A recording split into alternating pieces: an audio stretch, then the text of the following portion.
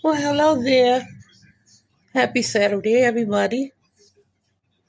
Sitting here today in my serenity spot, just thinking and reminiscing. And my mind went back to when I was homeschooling my kids. They were in sixth, seventh, and eighth grade, I think, my baby kids. And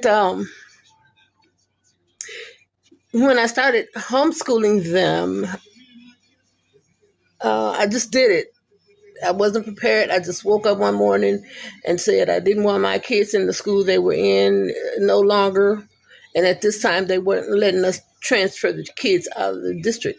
So I said, I'm going to homeschool my kids because they're not learning nothing in school. I'm going to homeschool them. Anyway, I went to the library and I got I was looking at the study books for those grades. But I thought about it and I said, why don't I give them more advanced learning? So I brought home an SAT book and an ACT book.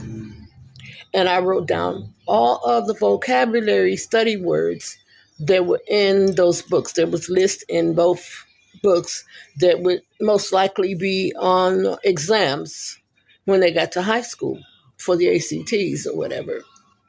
And that's what I decided to teach my kids. It was over 700 words. And I taught them the old-fashioned way that we learned, write each word 10 times and make 10 sentences and 10 definitions, called rote learning, just doing it over and over and over again. And so that's how I taught my kids. And today I was thinking about some fun times we had. I had fun teaching my kids at home. We only had a 4-day week. If you did all your work, Monday through Thursday, that was it. At the end of the day on Thursday, we would have an exam. And sometimes I would try to switch up the exams. So sometimes it wasn't just a list that had 20 vocabulary words every week, every Monday. I decided that I would do something different and try to make it a little bit more fun for them. So I told them, choose any words you want off of your vocabulary lists, and I want you to write about something, but I want a whole thought. It can be a paragraph, it can be 2 sentences, 3 sentences.